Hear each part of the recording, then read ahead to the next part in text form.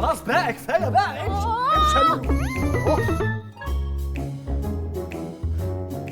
هنشوف بقى الجواب اللي جاي ده بتاع مين.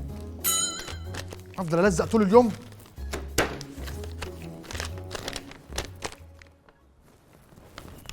انا مارتن، متضايق علشان الناس بتقول عليا كلام غلط، وفي ناس تانية بتصدقهم من غير ما تيجي تتأكد أو تتعامل معايا. ليه بيفكروا فيا كده؟ أنا مش عارف أعمل إيه.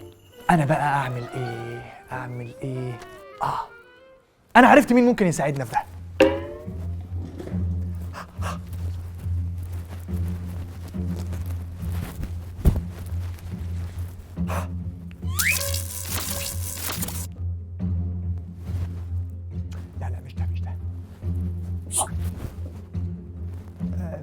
لا انا عايز ايوه هو ده. يا مريم خلي بالك من الطفل يا ايه ده؟ مساء الخير، انا مش عايزك تقلق خالص ولا تخاف. اسمح لي بس اعرفك بنفسي الاول. انا يا سيدي اسمي نويل الصغير، تمام؟ بابا يبقى سانتا كلوز اللي هو بابا نويل، يعني زي ما الاطفال بيقولوا. وانا جبتك هنا علشان اعرف منك شويه اجابات تساعدني في ان انا اجاوب اصحابنا اللي بيبعتوا جوابات لبابا نويل. يا راجل يعني انت خليتني اسيب مريم والطفل يسوع عشان تسالني شويه اسئله؟ ده وقته؟ حاضر، انا مش هاخرك، انا بس عايز اعرف القصه من اول خالص. انا كنت عارف ان في سوء تفاهم كده وانت كنت محتار تعمل ايه. ايه ده؟ انتوا عرفتوا الموضوع ده كمان؟ ماشي، هحكي لك الحكايه. بس قبل ما تحكي بعد اذنك عايز اعرف انت مين الاول واشمعنى انت بالذات. انا يوسف النجار. يعني انت اسمك يوسف وباباك اسمه نجار، صح كده؟ لا ايه ده؟ لا انا بشتغل نجار عشان كده خدت اللقب ده. عشان كده اختاروك عشان شغال نجار بقى وشغال في الخشب. ودلوقتي انت عارف الخشب بقى بكام. بقول لك انت ليك في الكونتر ولا الخوص بس؟ اصل انا ليا بنت خالتي نويله كانت جابت الوميتال في المطبخ عند كونتر ايه يا ابني؟ انا هحكي لك. انا اسمي يوسف يعقوب. اسمي يوسف معناه يزيد. يا غزالي ده اسم جميل قوي. انا اصلا من عيله ملكيه، يعني من نسل ملكي، من نسل داوود الملك.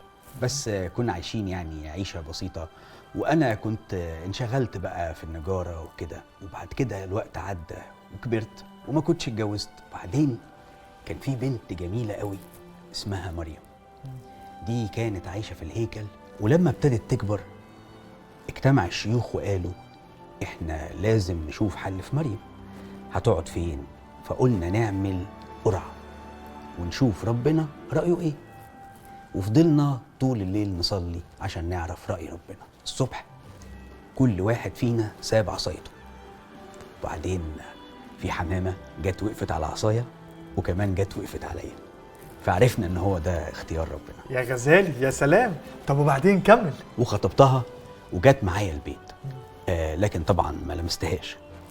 وبعد وقت اكتشفت انها حامل. بيني وبينك زعلت، بس زعلت بيني وبين نفسي، يعني ما رضيتش اتكلم. وطبعا بقى زعقت لها وطردتها من البيت، صح؟ لا طبعا، انا لما زعلت صليت وقلت انا مش هخلي الناس تعرف، لان دي طبعا خطيه وممكن يرجموها وتموت. قلت لما يجي الليل هاخدها وتمشي في اي حته بعيد. يا خبر، للدرجه دي؟ ده انت كده موقفك صعب قوي.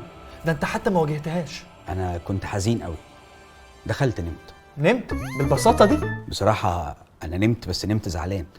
بس كأن ربنا حس بزعلي وما هنتش عليه. بعت لي ملاكه وقال لي هي حامل بالروح القدس وهتولد ابن اسمه يسوع، وهو اللي هيخلص شعبه من خطاياه. ففرحت ان ربنا اداني مهمه عظيمه وقمت مبسوط. ولان عاشرتي من بيت لحم، لما جه وقت الاكتتاب خدت مريم وطلعت على هناك.